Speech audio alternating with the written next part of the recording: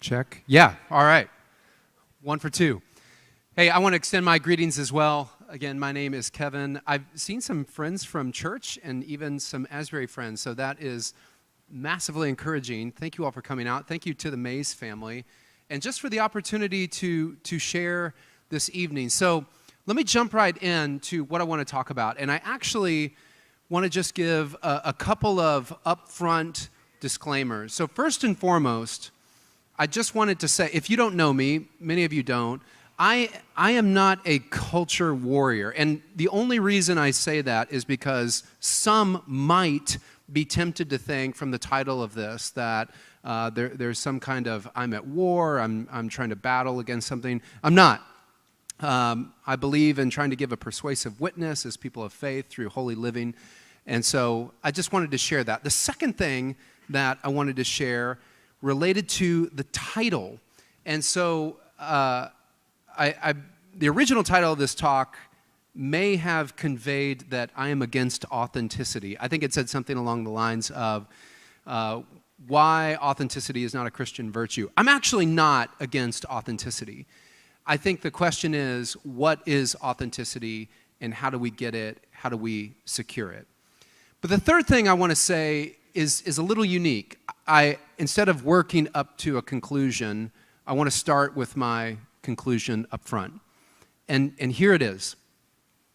I think when we're talking about identity, I think what we're after is durability. A durable sense of self, that my sense of self doesn't ebb and flow with the circumstances of my life. A durable sense of worth, that my net worth, or not my net worth, my sense of worth, yeah, not my net worth. My sense of worth is stable. It doesn't rise and fall proportionate to social media or how I perform at something. And then finally, my sense of action, a durable sense of action, the ability to act, even though there might be pressure, or even though there might be social costs associated with that action, the ability to act. And my thesis is this: you cannot get durability by following the mantra, be true to yourself. And so that's why I've titled this a little more modestly, The Difficulty with Being True to Yourself. So I want to outline some challenges with that mantra and then suggest, I think, a more faithful and fruitful alternative to realize a durable sense of self-worth, and action. So let me just start right there. Let me start with that phrase, being true to yourself. I don't think there's an expression that is more common today than this charge, that you should be true to yourself. So you've heard some variation of this, to live your truth, or do you, or be authentic, or forge your own way. And these are variations of a theme that reflect an inward turn in our pursuit to discover meaning and purpose and transcendence. And the philosopher Charles Taylor, who I'll quote a couple of times tonight, he describes this as a shift of authority. He says it's a move from a culture of authority to a culture of authenticity. In other words, authenticity is not looking out or looking up in some traditional way. In this case, it's looking in. So what I want to suggest is, even though the aphorism, be true to yourself, is ubiquitous and it's often used, it's advice that's difficult, if not impossible, to follow. So before I make some arguments about that, I just want to say a few brief comments about individuality. Like, this is not a rant against individuality. Our autonomous self and our relational self are often presented in these zero-sum terms. To have more of one is to have less of the other. And that's not necessarily true. That's not the case. And there's the philosopher Montaigne, responding to this tension, talked about having a room at the back of the shop. I really loved that expression. So think of an orderly shop, but at the back of the shop, there's a room that actually reflects more of the personality of the shopkeeper. In other words, even in the orderliness of our social selves we present to the world, we still have personalities, we still have tastes, we still have eccentricities, idiosyncrasies, and other individuated characteristics. I have two of my kids here tonight. They're amazing, and they're very different. My other son, he's very different. And they each have personalities, and I find them fascinating. I have a personality. I'm wearing polka dot pink socks tonight, just to press the point. And sometimes when I'm stressed out, I still shoot on a Nerf goal, just like I did when I was 11. And I'll be 46 next week. And I love the Twilight Zones with Rod Serling. Like, I can go on and on. I have a personality. I have individualism. I have a room at the back of the shop. So do you. So I'm not here to challenge that idea. But here's what I want to say. It's one thing to appreciate our individuality, those characteristics that make us us. It's another thing to consult and exalt the self as authoritative to navigate life's complexities, settle moral dilemmas, forge identity, inspire self-worth, and live our best life. So I just want to offer 5 reasons why I think this charge, this aphorism to be true to yourself is problematic or difficult, if not impossible. So here's the first one. Which self should you be true to? In other words, the self is not internally coherent. Being authentic seems to suggest a coherent interior life. But our interior self is neither stable nor dependent. There's this great expression by John Wesley describing Jonah, and he calls him a motley mix of all sorts of contrarieties. Isn't that great? And I think he's right, and I think that actually says something about us. There's a story of Mark Buchanan, the author, in his book, Your God is Too Safe. And he was doing marital counseling for a couple, and they wanted to write their own vows, and he was working through them. But at the end, they said, and we promise to stay true to each other, but importantly, to stay true to ourselves. And he said, yeah, I think your vows are good. I'd get rid of that last bit. And they said, no, we want to keep that. He said, no, I think you should get rid of it. And they said, no, we really want to keep it. And then he said this, I promise to be true to myself. If I say that, there's part of me that is joy-filled, generous, trusting, trustworthy. But then he says, there's another part of me, maybe even the larger part, that's slothful, lustful, greedy, miserly, apathetic. I could go on. Which part should I be true to? In other words, he was pointing out that there are a mix of attributes that constitute our self-identity. Some are good, some are ugly, some are defined, some are in process, some are admirable, some are repugnant. Some are mature, some are maturing. So therefore, to be true becomes this selective exercise when we appraise a broad range of human contrarieties associated with our process of maturation. In other words, which dimension of myself deserves my fidelity? That's number one. Number two, it's not clear what it means to be true or authentic. So even if myself was stable or static, how should we understand the commitment to be authentic? And I say this because there are 2 primary ways of understanding authenticity, and both are very different. First is being authentic an expression of value, some aspiration towards virtue, towards what is good and right and true? Or is being authentic an expression of personal preference, prioritizing personal tastes and desires and urges or feelings? So I think this question is really helpfully raised. I was talking to Nick about this beforehand. In Plato's Republic, the Ring of Gyges story, and you've probably heard this. There's this farmer, and he finds a ring, and he discovers that when he puts the ring on and rotates it, it makes him invisible. And so the question becomes, if someone had a ring that afforded them invisibility, what would they do? This argument's coming from a guy named Glaucon. And Glaucon says, you would steal and plunder. You would satisfy all manner of lust. You would enact revenge on your worst enemies. In other words, you would satisfy these appetites that you have within yourself. Why?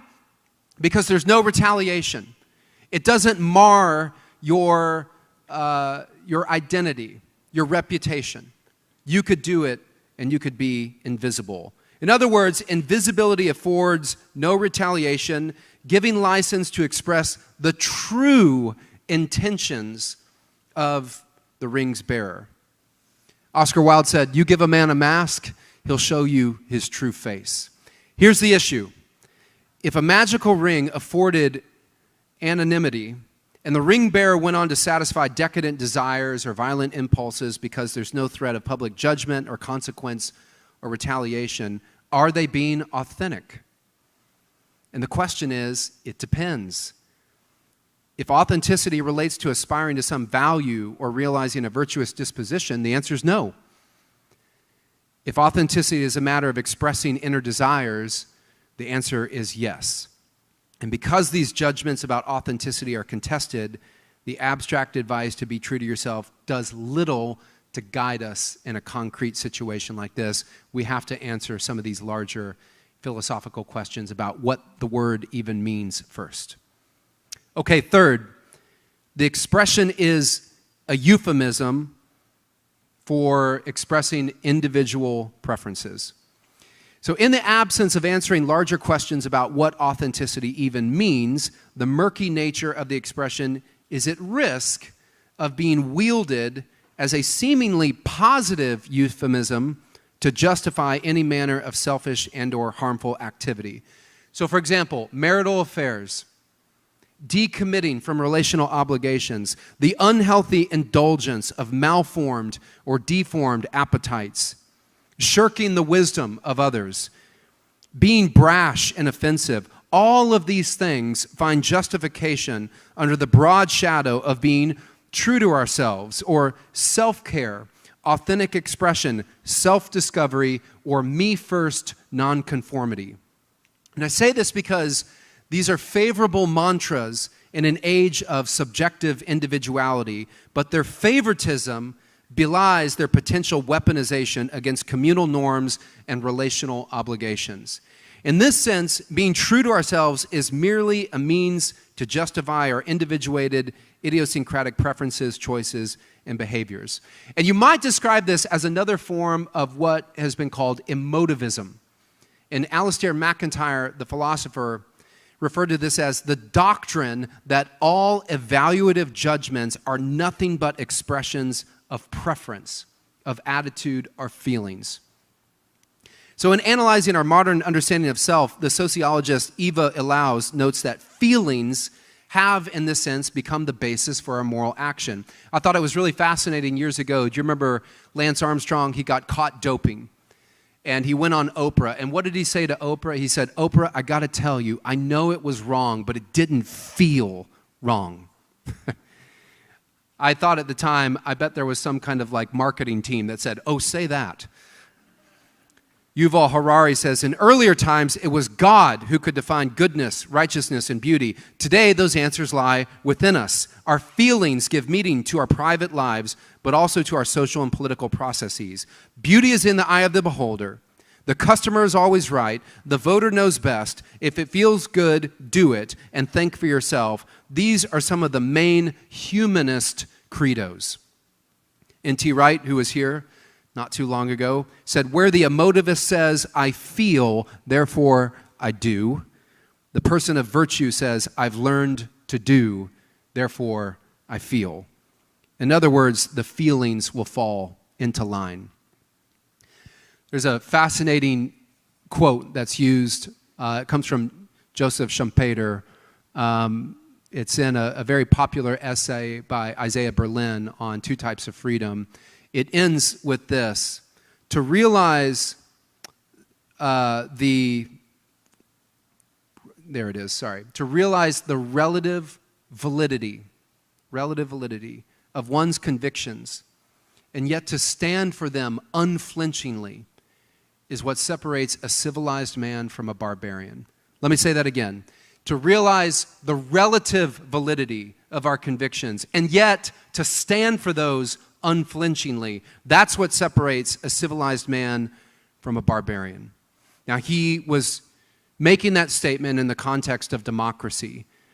But as some philosophers have pointed out, like Michael Sandel, if you really believe that your deepest held convictions, your deepest values, your deepest judgments, your deepest beliefs are only relatively valid, and yet you're willing to stand for those unflinchingly, that doesn't make you civilized.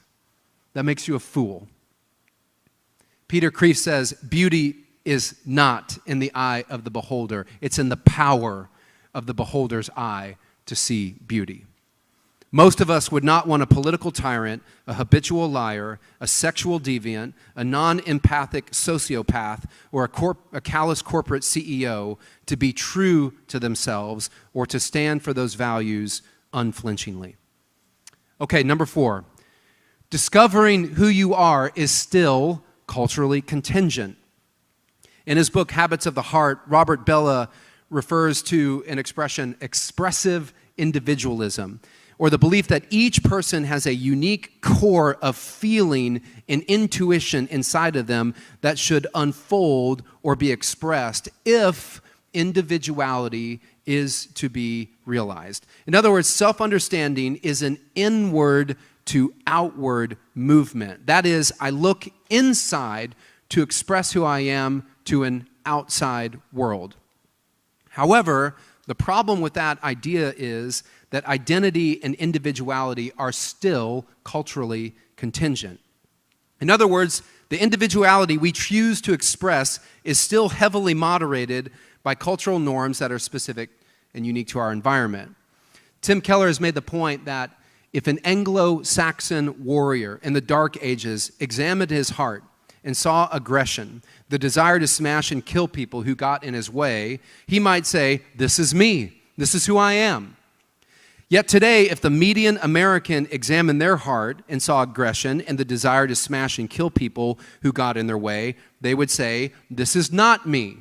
And hopefully, I need help. Something's wrong." Right? In other words, self-identity is still tied to what is culturally understood as appropriate, normative, and favorable. And Keller summarizes it like this: you have a morally charged, value-laden grid that is being laid on your heart that you are using to choose what you identify with and what you don't. Someone is going to tell you how to sift what is on the inside.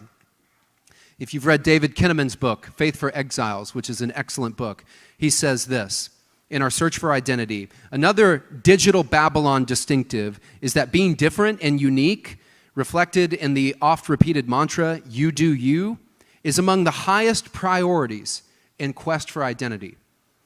Our society deifies the individual search for self-expression.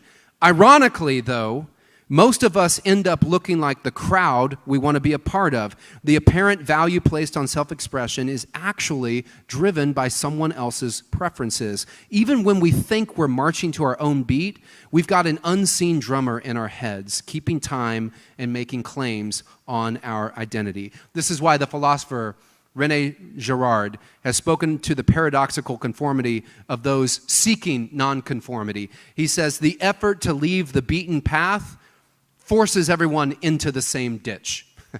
The effort to leave the beaten path still leads everyone into the same ditch. In other words, living our truth is not a solitary exercise. You know who understood this really well was a guy named Edward Bernays. In the 1920s, he wrote a book called Propaganda, material that would go on to be used in Nazi Germany.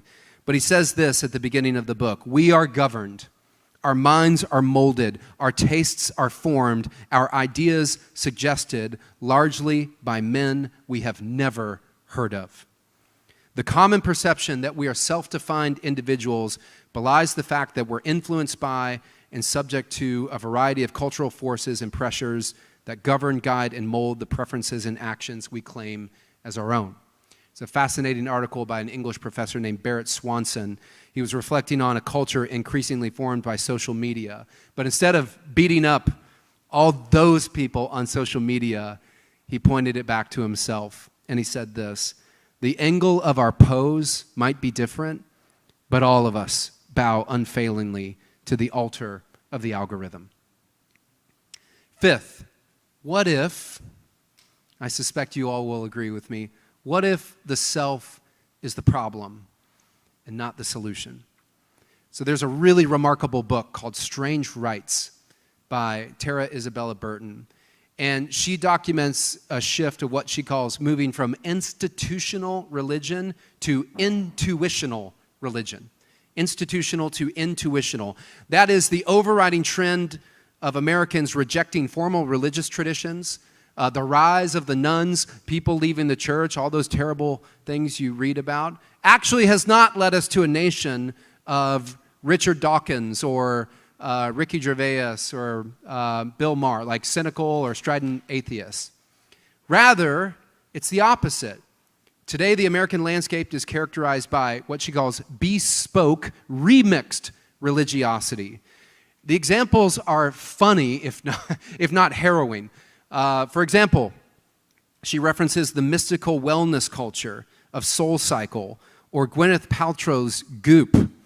Social justice witches who gather to hex conservative politicians, libertine, self-actualizing sexual communes, nihilistic gamers, techno-utopian transhumanism, the self-authorizing meta-narratives of progressive liberals, and the materialist stoicism of right-wing atavists. Paul's words at the Areopagus, remember, I see you are religious people. Amen. It's the same thing today in 2023. But Burton says this, the best summary of intuitional remixed religion is that the source of meaning is found in us, not out there, in us. Charles Taylor said, secularism is not disbelief. It's just believing otherwise. It's believing something else. It's actually not disbelief. We tend to view our internal self as the solution, but what if it's the problem? And this is where Orthodox Christian doctrine comes in, understanding the self as diseased with sinful inclinations and disordered desires. Immanuel Kant calls this the crooked timber view of humanity, something that's been repeated by David Brooks. You all have heard Jeremiah 17, the heart's devious above all else. It's perverse. Who can understand it? In other words, we are not inherently good. And I actually really appreciate Martin Luther's definition of sin here, which has been repeated by many other great thinkers. Sin is cor incurvatus in se. It is the heart curved in on itself. It's not simply missing the mark, even though that's a definition of sin. It's a disposition. It's inwardness. Being true to ourselves in classical Christianity was a crux of our problem. An untrammeled autonomy in this sense is a problem. You might recall Justice Anthony Kennedy, who said, central to the idea of liberty is the right to define one's own existence. And I hear that, and I wonder, is defining my own existence central to my liberty, or is it something else? Because in the Christian story, pressing into my autonomy is not liberation, it's bondage. I have a close friend who's a pastor. I've said I've seen too many people follow their heart all the way to their deepest regret. If the Christian vision is a more accurate picture of our human anthropology, then a fidelity to our inner self will fail to liberate us unto the human flourishing that self-expression and authenticity claim to deliver. So let me turn the corner here and just talk a little bit about this idea of unselfing. And then I just want to make a few comments about maybe a more fruitful and faithful way of thinking about this. So again, expressive individualism, it is an idea that's kind of burrowed its way into our collective imagination. But authenticity to our inner self is difficult advice to follow because I think it's based upon contested assumptions regarding the self, authenticity, and human anthropology. And chief among these assumptions is the belief that we are responsible for defining our own lives. And as many commentators have pointed out, this isn't just me, that is a terrible and burdensome cargo to freight upon people, and especially young adults. Related is the assumption that my identity is an amalgam of psychological traits. So Elizabeth Camp has said that our prevailing sense of self is predominantly understood as a thread of overlapping psychological states. In other words, the core essence of who I am is my mind and my feelings and my desires and my will. That's who I am. And this abstracts from all relationships, commitments, and attachments. And the interesting thing about this is this modern notion of self, the story is that we don't have a story. So I love the theologian Stanley Hauerwas. He said, the project of modernity has been to produce people who believe they should have no story other than the story they chose when they had no story. And Michael Sandel, who I referenced earlier, calls this the unencumbered self. This idea that I'm some kind of untrammeled creator of my own identity from the raw material of the world around me, and that I possess the capacity to act independent of the person and places and things in my life. What if another story is true? What if we're created on purpose and therefore we have a purpose? I'm excited that Kate works for CSF. If you would have had me in class at Asbury, you would have heard me repeat Ephesians 2:10. The NRSV version says, "For we are what he has made us." We're created. And we're created in Christ Jesus for good works, which God prepared beforehand to be our way of life. That means we have a teleology. And my fulfillment will be bound up in realizing that design on my life. What if we don't choose our life as a path to flourishing so much as we participate in an intended design? What if we're embedded in a story? What if we are relationally constituted and meaning and fulfillment and liberty is bound up in a thickly webbed network of relational commitments and responsibilities? If that is a more accurate account of our humanity, then being true to ourselves is a misleading aspiration. Rather, being true to our intended design is our purpose for living. And in the Christian faith tradition, that means being true to God, participation in the life of God, and it means otherness. It means community. In other words, we are called to unself in this story to realize our true self. It's the great irony of the Christian faith, isn't it? That I actually become whole by emptying myself. In losing my life for the sake of Christ, I find it. In binding love, I find freedom. That very statement doesn't make any sense in a modern understanding of freedom. It makes sense to Wendell Berry, by the way, who wrote a poem to his wife Tanya and opened it with this: "What wonder have you done to me? In binding love, you set me free." In binding love, I'm set free. I love that. Richard Bauckham, the New Testament scholar, says there are two significant human needs that we all seek to fulfill: to be free and to belong. And the false freedom of contemporary individualism has forced those into opposition. Belonging and freedom, these aren't opposed to each other. In binding love, you set me free. And we see this in Romans 6:22.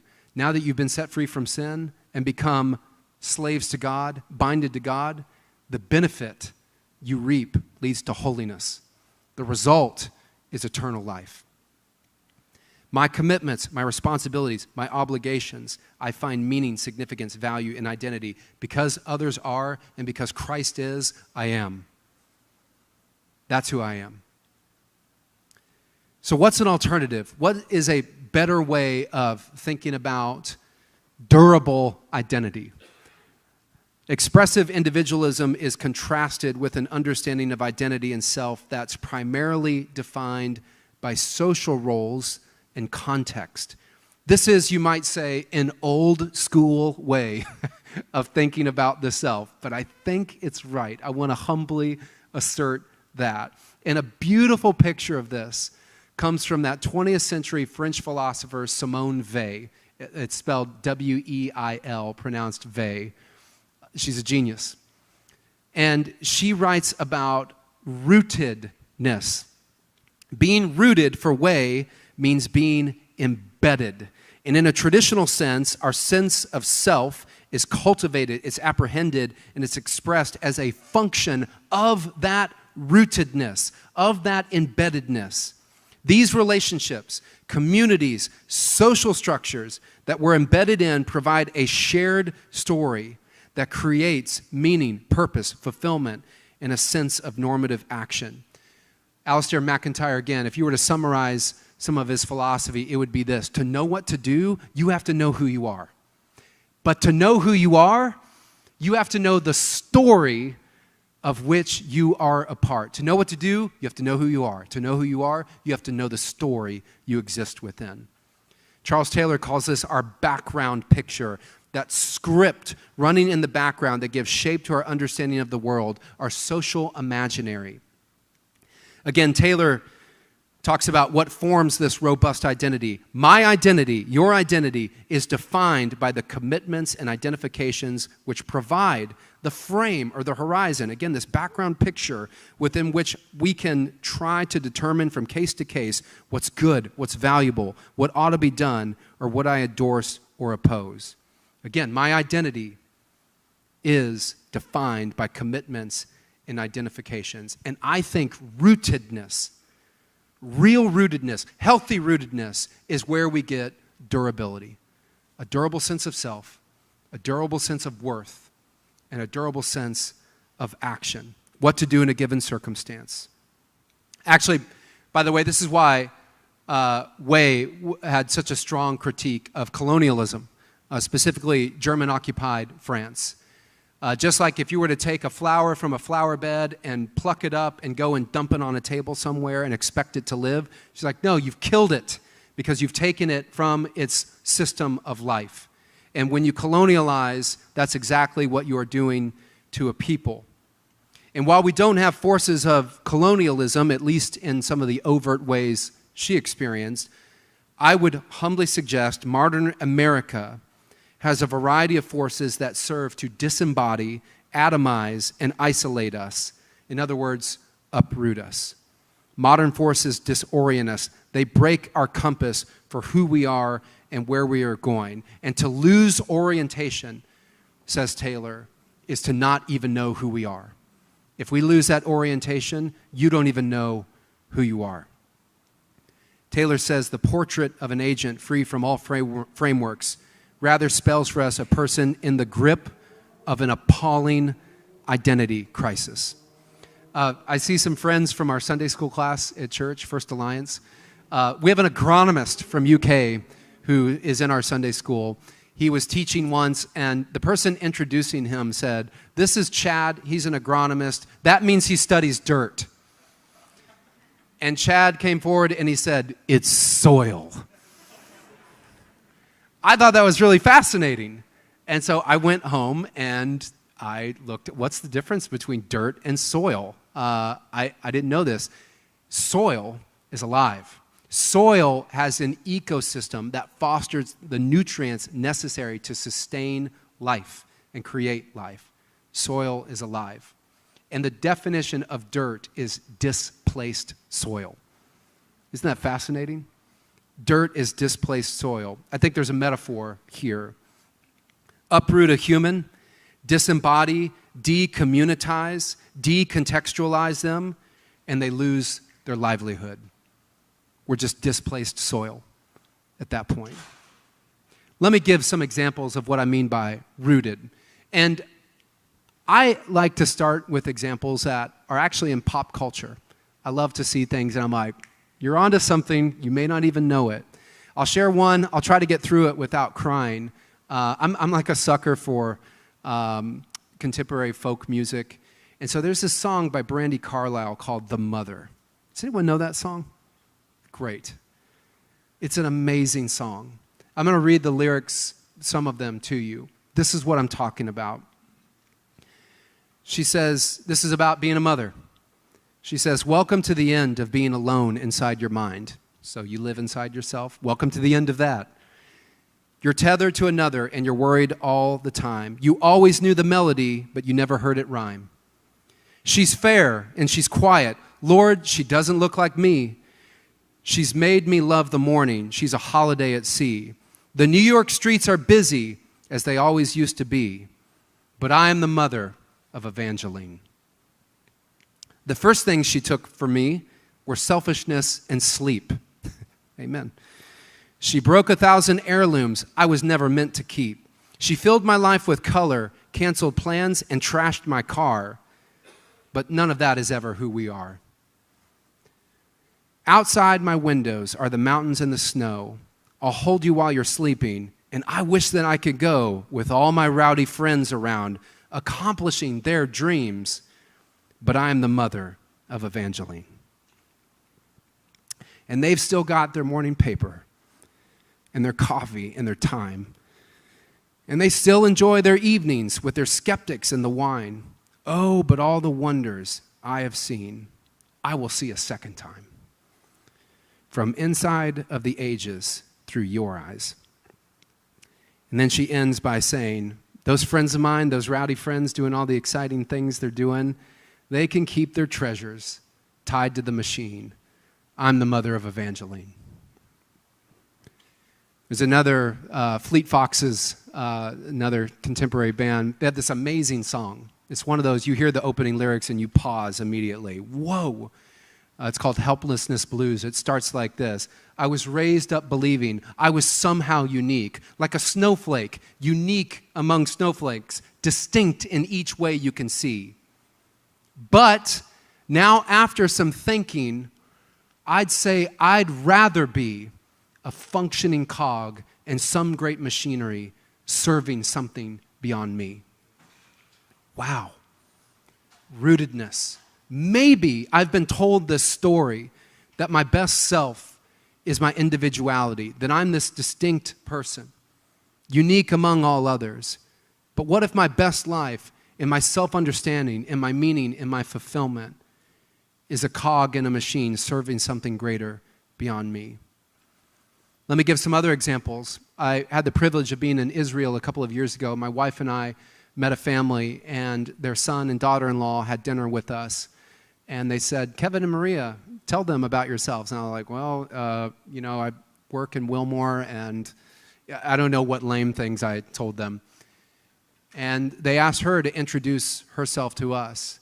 And she started with her great-grandfather and worked her way through her family tree to her social location. In other words, if you want to know me, you need to know this family story. My great-grandfather, my grandfather in a Nazi prison camp, my father, how he met my mother, our shared history. That's who I am. I remember being there at the hotel and watching these Jewish dinners till midnight, singing songs together, rehearsing their stories together. And yeah, it might look a little strange, but boy, did they have a durable sense of self. They have a durable sense of worth. And they know what to do in the face of consequences and social cost. Let me just give one more example. It's a little bit more of a humorous one. I shared this with our students a year or so ago. So we used to live in Anderson, Indiana, and we didn't have a lot of money. We were in this really, really tiny rental house. And if you've been in northern Indiana, it's freezing. And this house got so drafty in the winter. It was so cold. And one night, in the middle of the night, my son Campbell, he came to the top of the stairs and did that like, Mom, Dad. I don't know why he didn't say Dad. And Maria went to the bottom of the stairs, and she was like, are you okay? Are you going to barf? And as soon as she said that, he just yacked everywhere. And we had this, like these wood planks, it's really steep stairs. And do you remember slinkies, like cascading down the stairs? There's not a person in the United States more averse to vomit than my wife. And so she's like, Kevin, I think I'm going to throw up. And she ran away herself. So I remember just kind of rolling over the side of the bed. I'm freezing cold. It is so cold. And I'm sitting there and I'm like, I'm about to clean up vomit for, the next half an hour. And what did I do? What were my choices? There wasn't a choice. I got up, I put on some sweatpants, sweatshirt, and I cleaned up vomit. Why? Not because I'm virtuous. Not because I drank a 5-hour energy or coffee. Not because I thought, this will be funny on social media. Not because I felt like it, definitely. I did it because I'm a father and I'm a husband. You know this, right? There was no choice. You don't opt out of that. Because if you're a father or a husband, you clean up vomit at 2 a.m. It's like I'm the mother of Evangeline. This is what I do. I'm a parent. Because I'm a son, because I'm a brother, because I'm a husband, because I'm a father, because I'm an Asbury employee, I report to a board. I work with a vast community that know me and expect things of me. I heard someone say once when I started in this role as an administrator, they said, there are things you're not going to want to do, but the president will have to do it. And the president will take you with them. That's been very true. I'm a member of a church, and I'm a Christian. I'm a Christ follower. Let me point out, all of those things limit what I can do. They constrain, they militate against modern notions of freedom, an unencumbered, unlimited liberty to choose and act as I see fit. They moderate my choices. They constrain, guide, regulate, and govern my beliefs and practices. But here's the thing. They are a source of freedom, identity, significance, meaning, fulfillment. They are a key to my flourishing as a human being and a human that is relationally constituted, as Wesley says. Richard Bauckham again says, genuine freedom, as opposed to the freedom imagined by hyper-individualism, is not self-constituting. It's not independent of anything outside itself, but is constituted and formed in human relationships and in concrete situations. I got to read this quote. It was a comment. It might be the best comment I've ever read in a comment section. It was an article about feeling valid. And this person said this. Her name was Kathleen McCook. She said, when you take care of something else, a child, a pet, a garden, you don't feel valid so much as connected to more than yourself. I never worried about my validity while changing a diaper. I never worried about my validity when caring for an old dog. I never worried about my validity when planting flowers. When these thoughts about my validity arise in my brain, I try to do a task for someone else or something else. So let me conclude. First, let me say it's not enough just to be embedded. We know this, but I just feel compelled to say it. There are obviously many forms of community relationship or codependencies that can be unhealthy or harmful. We know that. I'm talking about rooting ourselves in Christ and rooting and planting and embedding ourselves in community deeply. Moreover, we pattern our lives after the virtues and the habits and the practices that honor these identities and associated commitments. Again, to know what to do, you have to know who you are. And to know who you are, you have to know the story you exist in. We used to have a former employee, her name was Kaylin. Kaylin Moran was her maiden name. And she used to say this all the time, why are we doing this? And her parents would say, you're a Moran. Morans do hard things. Why do we have to go there? You're a Moran. Why do I have to give up my money? You're a Moran. She knew what to do because she knew the story she existed within. The last thing I'll say is, how do you know you're rooted? I think belonging, this idea of belonging, affirmation, validity, I think this always starts with being kind and accepting and loving. Always, always. I've joked before, kindness should always mark our Christianity. That's like saying, that car comes with a steering wheel. Of course it does. Of course we should be kind. But mature forms of belonging, mature forms of rootedness demand something of us. There's a pastor, I remember them saying, obligation means you belong. How do you know you belong? Are you obligated? I've shared a lot in our community. Dr. Sidney Penner's wife teaches English for us, Dr. Erin Penner. She gave a great chapter a few years ago, and she said, if your community does not demand something of you, it's not a community. communities demand.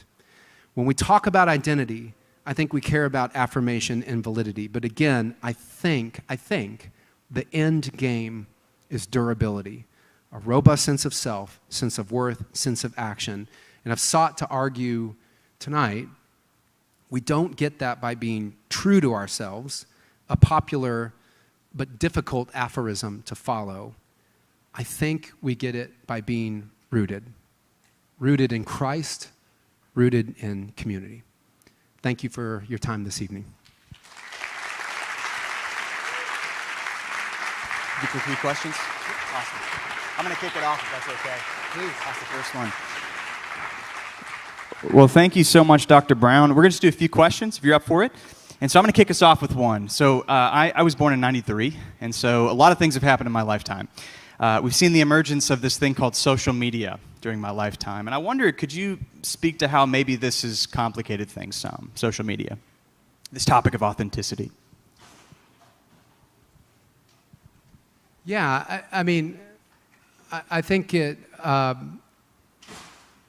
social media is also embedded in a technocratic society where all problems are technical problems and all solutions are technical. And we were just talking about this on the car ride here, actually, that we're kind of an outcome-centric society as well. So if it's all about the outcome, if it's all about the final product, we might imagine a world where social media then would, it's fertile soil to take off. I mean, I don't want to be one of these people that, here are all the problems with social media, and I think like all things, there can be some benefits, and there are a lot of risks as well. But I think everything that I just mentioned, that if I'm tying my sense of self, if I'm tying my worth to how do people respond, how do people validate me, that is a really capricious source by which to experience or hope to seek the kind of durability that I think we're after. And I have a LinkedIn account because I had to make one years ago. I don't have any other social media. But if I were like write an article and someone makes a comment about it, I mean, even there, I'm like, well, I guess I'm a terrible author. You know, it is just so easy to collapse on ourselves. And it's not actually, you're not having an exchange. The darker thing I would say about social media is it is just an egregious euphemism to call some of those platforms, what's an expression someone used, like the digital town square. That sounds really nice, when in fact the very models, the business model is organized around public scorn and basically content that shocks the limbic system. Tristan Harris had a really fascinating quote. He's a tech ethicist now. He used to work for one of those companies, maybe Google. But he made this comment talking about the very business model. Like, when does it make money? When does it do well? He says, when you're outraged, when you're anxious, when you're polarized, when you're suspicious, when you're uncertain, he said, you are success cases of a business model that's seeking to get your attention. That was a really, really profound quote to me. So I think it's always important with those things to look at the business model, but then to ask the question, if something like if my assumption is true and durability is what we're after, is this a legitimate means to realize that? Thank you, that's great. We've got a mic too, just a few questions if anyone has an interest to raise their hand. I've got one more, if that's okay, before we move on, but if you have a question, we'd love to hear from you. Oh, we've got one right here. Let's hear from someone else.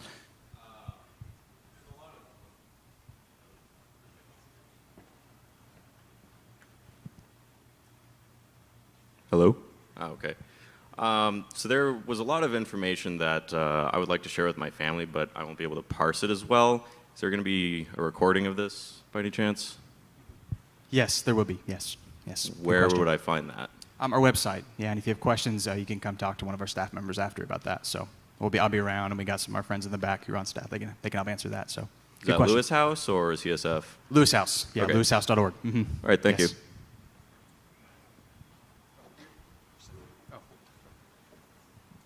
Yeah. Thank you for sharing. Appreciate it. I had two questions. One was you mentioned prior that the self is innately or inherently bad, or what was said that. And I was wondering if you had any beliefs about it being any part of good, and that was the first question. And I'll let you answer that, and then I have another one after that. Yeah, I think, so there are a couple of different views. One, like the Rousseau view, is what I'm in, like we are born free and everywhere put in chains or something like that. We're born this blank slate, but our institutions and the way society is actually what coerces us into unsavory behavior. And so you might hear someone like Bill Maher, who's an atheist, religious cynic, say something along the lines of, people are pretty good people for the most part, but it's religion that makes them want to go into war or something like that. And a Christian response is, no, actually, I think that's just in us, that the wind blows towards hell, to use an expression by A.W. Tozer. But that doesn't mean we don't have a capacity for right, good, and virtuous action. And Jamie Smith is going to talk about habits here pretty soon, and he would say within those capacities, he would look at doing what he calls a liturgical audit, where we audit what are those things that reinforce what we love and habituate. So every day we're disciplining ourselves into something. The question is, what are we disciplining ourselves into? And virtue is a volitional act towards the good, which makes us into the kind of person that is virtuous. Virtuous people do virtuous things. They practice virtuous things. So we certainly have that capacity. What I would reject, and I think is consistent with the Orthodox faith tradition, is that we're born these neutral slates that are coerced into bad decisions or unsavory things by the environment that we're in alone, and not because we actually have a bent, a heart curved in on itself. Yeah, I appreciate that. And then so you think it's we're not a mixed bag of good and evil, but that okay. Yeah. And I wouldn't say we're 50-50. Yeah. I would say, as I love that Tozer expression, the wind blows towards hell. Okay. Yeah, and then my second question is, in my experience, I've met a lot of people, and including myself for a certain time, couldn't and didn't know self, in a sense that I couldn't even, and so many people I meet today can't find what they feel or express or explain what they feel. And to what extent would you prioritize finding yourself in that sense, and so that you had a self to die to? Because I feel like in the teaching of Jesus, you die to self, and that is a virtuous life. But I think there's an experience of people don't have a self to die to, if that makes sense at all.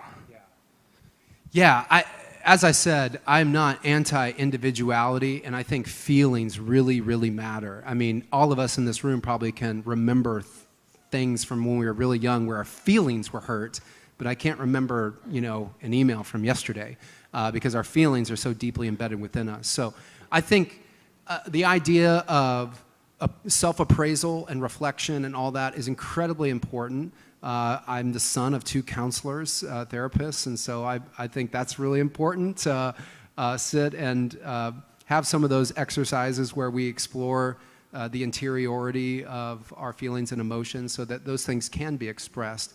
I think that's different from saying the essence of who I am is only my mind, my emotions, my will, and my desires. That amalgam of those things is all that I am. I'm also a body. I'm also embodied, and I'm also embedded in a certain social environment that helps me, and I would say roots me in ways that I can more fully understand and have a strong sense of self, worth, and action. I'm going to talk at Asbury in a couple weeks and tell what's a funny story now and was terrible at the time. In college, some of the adults might remember a thing called strength shoes. I played basketball in college, and I worked out a lot in these shoes. They're like platform shoes, and they put this inordinate amount of weight on your front foot, and I broke both feet. And so I had to wear 2 boots, and I'd kind of duck walk around and, wear a nice shirt and then sweatpants. It was terrible. Overnight, I lost all sense of self because I only knew myself as a basketball player. That's all I was. It's like I didn't know who I was. Talk about being uprooted. But I think what I came to realize was that was a really shaky, capricious sense of who I am. And I needed something that was more steady and rooted and embedded to have a stronger sense of self. So when those things in life happen that are good and bad and hopeful and uncertain, it doesn't sway our strong sense of who we are. So what you're describing, I think I'm all for that, where people what am I feeling and who am I? And really seeking to answer those questions. It's a great exercise. Yeah, appreciate it. Thank you. Yeah, maybe just a couple more. I think we have one right here.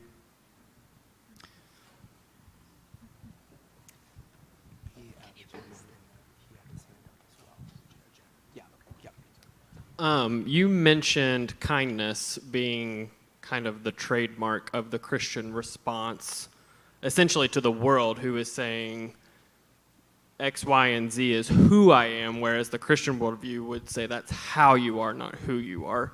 So do you have some practical advice for those of us who work in secular workforces? For example, I work here at UK Hospital where as an employee, if you would like to, you can wear an extra badge with the pride and the trans flag on it that says safe, which implies I'm a safe employee for you to be your authentic self to me. Mm-hmm. But if you don't have that, then the patient is uncertain as to if you are a safe person to be their authentic self in front of. So with the kindness aspect of it, what practical advice would you give in summing this up with a world that doesn't see this the way that most of us in this room see this? Yeah, great question. And to be clear, the comment about kindness was that belonging or any attempt at acceptance begins with kindness. Just begins with that. It certainly doesn't end with niceness. I think there's this really shallow idea of love as niceness, where I just am given to give unqualified acceptance of your idiosyncratic preferences or whatever. And that, as opposed to a definition of love, to will the good for another, Thomas Aquinas. Here's what I'd say. Here's my best attempt at answering your question, and this is going to be contested. So I grew up, like any Josh McDowell fans in the room, I loved that stuff when I was in the 80s and 90s, here are the 6 reasons the resurrection happened. And I still do. I love that form of apologetics. I think today, in 2023, we make the apologetic with our life. That is the apologetic. Some questions it's interesting to look at the questions that people are asking now. I just met with a pastor yesterday who's influential, and he's made this comment that people aren't asking the church for their beliefs on right and wrong. They're asking, does it work? John Dixon has made this comment. People aren't asking, is Christianity true? They're asking, is it good? Russell Moore has said, people aren't walking away from the church because they don't believe what the church is saying. They're walking away because they don't believe the church believes what the church is saying. Our life is the apologetic. So it's something I say at Asbury a lot, and not because I don't have other quotes. It's just so relevant. It's Gypsy Smith. He said there are 5 Gospels, Matthew, Mark, Luke, John, and the Christian, and most people will never read the first 4. The very way that we lead our lives and the Christ-likeness that is in us is the 5th Gospel, and that will be the thing that gives currency to fund any words that we use to talk about Jesus Christ. And so I think before we even approach some of those really difficult questions of what does it mean to bear witness in 2023, it's not going to be with a propositional argument. And young folks probably know what I'm talking. If you want to shut down a Gen Z person, walk up to them and just drop a propositional argument in their lap. They're done. But if they look at your life and they see some kind of genuineness and consistency, and there's a relationship there, then you've established some kind of platform to actually have a meaningful conversation with them. But in the absence of doing that, and that's another reason I wanted to change the title. Authenticity is a really important value. I wanted to say this at least. When I say authenticity, the kind I'm talking about here, in February of this year, something unlike anything we've ever experienced at Asbury took place. You all probably know about this. And when people have asked me about that, the best answer I have for young adults is that they have had enough. Other people have had enough. Young adults are the most marketed to generation in human history. They have had more opinions dumped on them. They have had more people say, this is how you should live. Talk about propaganda. But I think the larger world, too, people have had enough, and they want something. What can I anchor myself into amidst the dizzying swirl of absolute dynamism taking place around me? Give me something real. And I asked a student about that, and he said something fascinating. He said, I agree with you, but I wouldn't put it that way. I don't want something more. He said, I want something less. And so that's where authenticity is so important. Give me something real. Give me something genuine. Give me something that won't turn and change when I touch it.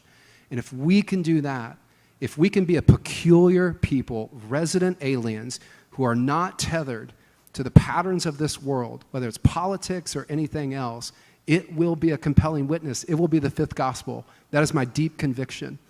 And that will give us the platform, that will give us a kind of symmetry to have these difficult conversations with those and not be at war against them. That might be wrong. That's my best attempt to answer your great question. I think my friend Jack had a question over here. Did I see that right, Jack? Yeah, I can use mine too. Thanks.